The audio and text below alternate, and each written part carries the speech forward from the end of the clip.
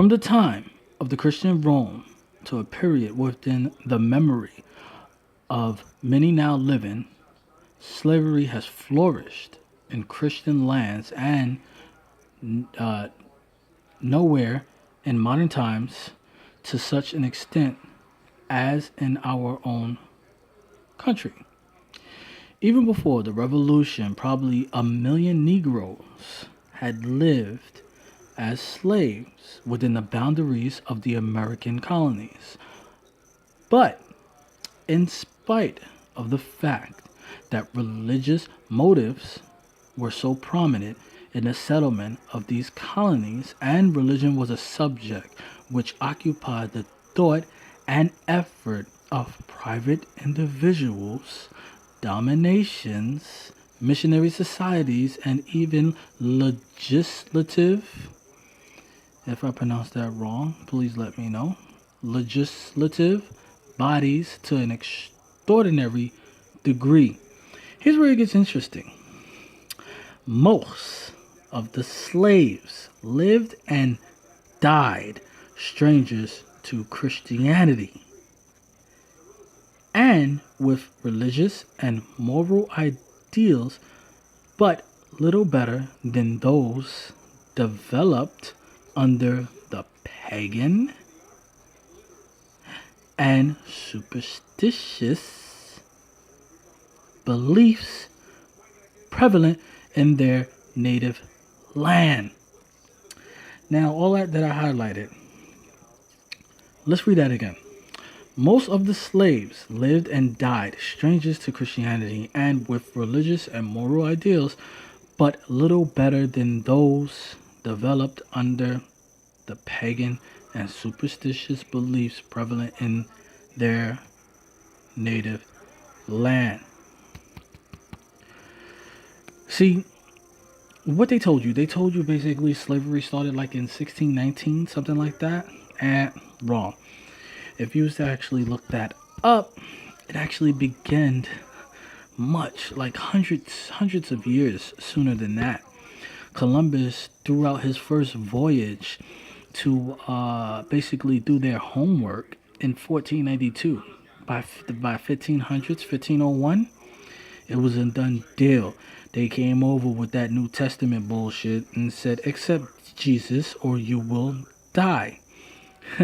Doesn't that make sense? Accept Jesus or you will die. Accept Jesus or you will burn in hell. Come on, people. Get off that myth. Continuing. With comparatively few exceptions of conversions of Negro slaves was not seriously undertaken by their masters, which basically means it doesn't matter if these niggers become Christians. They're still going to be my slaves, and they're still going to be niggers, right? Right. Okay. On the contrary, many of them strenuously and persistently opposed the Church of England and the Society of the Propagation of the Gospel in foreign parts, the agencies most active in promoting conversions. Notice, the agency most active in promoting conversions. They just told you most slaves died strangers to Christianity. They didn't know Christianity. Our ancestors did not know nothing about this Jesus character. Moving on. The conflict between these forces forms an interesting chapter in history of slavery and Christianity in the American colonies. The following study considers, for the most part, one aspect only of this struggle: the more direct agency and forces which promoted and hindered the conversions of the Negro slave. The conversion of the Negro slave. And the progress made up to the opening of the American Revolution. Now, let's skip all this. I'm going to focus on this highlighted part. This is very interesting. In the ancient world, all men were considered equally capable of becoming slaves. But With the conversion of the people of Northern Europe to Christianity, the custom of enslaving prisoners of war gradually ceased as between Christian nations through between Christians and Mohammedans, the practice continues. Pardon me, though between Christians and Mohammedans, the practice continued. Christians and Mohammedans. Mohammedans. Look that word up. Mohammedans means basically a follower of Muhammad. Islam is not too happy with this word. They don't like that word. Continuing. Thus, at the time when the America was first colonized, the opinion was widely held that the inhabitants of an infidel nation could be rightfully made slaves by those of a Christian nation. Let's read that part again. Thus, at the time when the America was first colonized, meaning basically when they came over and started killing motherfuckers, raping motherfuckers, and doing all sorts of evil shit under the commandment of Columbus, the opinion was widely held that the inhabitants of an infidel nation could be rightfully made slaves by those of a Christian nation. Columbus was a Christian. Columbus came over with that New Testament as a Christian nation and told everybody, well, actually had orders from the king and queen, if they don't accept Christ, kill them.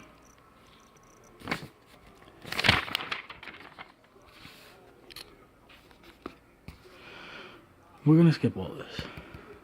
Let's come straight down here.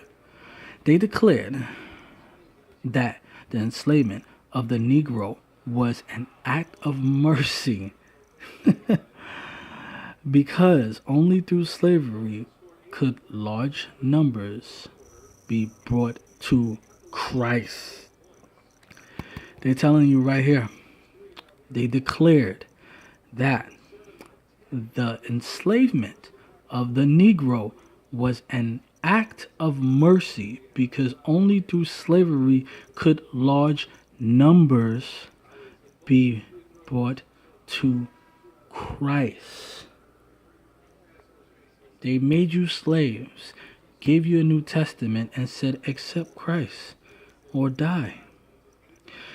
Because our ancestors didn't know this Christ. Our ancestors knew the Creator. Moving on. Some of the papal bulls of the 15th century granted to Catholic princes the privilege of making war on the Saracens, if I pronounce that right, and other infidels. For this reason, and European monarchs sometimes allowed companies of discoveries, commercial adventures, etc., the right to trade in slaves, partly because conversion might thereby be promoted.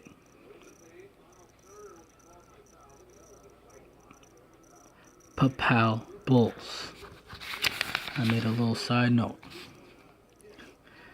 A papal bull is a particular type of letter, patent, or charter issued by a pope of the Roman Catholic Church.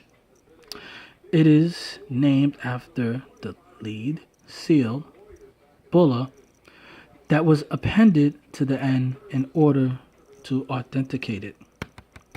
You know what that basically means? That basically means the Pope in charge of Rome, known as the Roman Catholic Church, can send out this letter, basically get it patent, and this letter is basically the official letter of destroying other nations, basically. Something to think about. Now, like I said, I'm going to have this PDF file available to download. So, we're just going to move on to this highlighted version. Because like I said, I don't want to make this video too long. People's attention span isn't that high.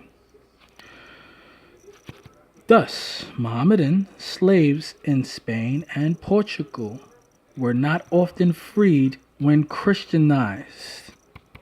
Now, I just told you, Mohammedan basically meant servants of Muhammad. So, the servants of Muhammad slaves in Spain and Portugal were not often freed when Christianized. Do you know why? That's because, I made a little side note here, and you could do the research on it. Because in 1674, New York did not free slaves when being converted to Christianity. My handwriting is sloppy, so if you can't understand that, let me repeat that. That is because in 1674, New York did not free slaves when being converted to Christianity. So let's repeat that again. Thus, Mohammedan slaves in Spain and Portugal were not often freed when Christianized.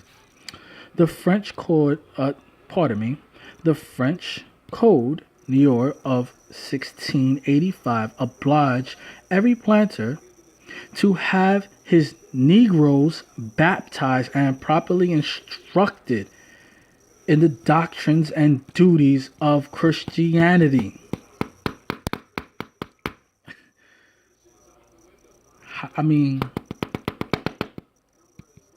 they came in the name of Christ. They came in the name of Christ.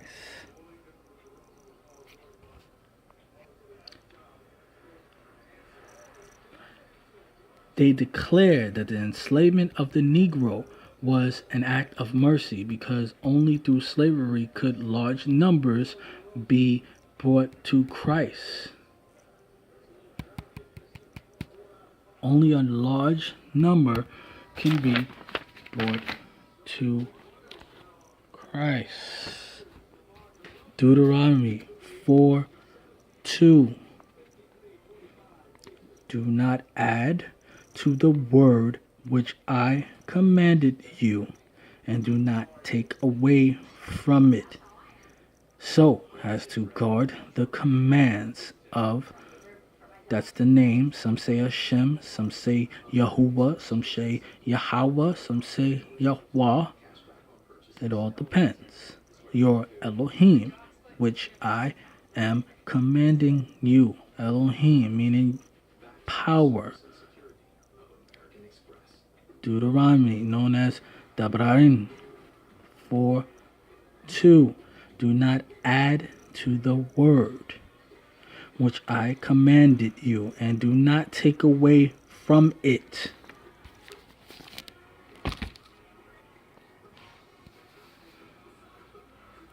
They declared that the enslavement of the Negro was an act of mercy because only through slavery could large numbers be brought to Christ.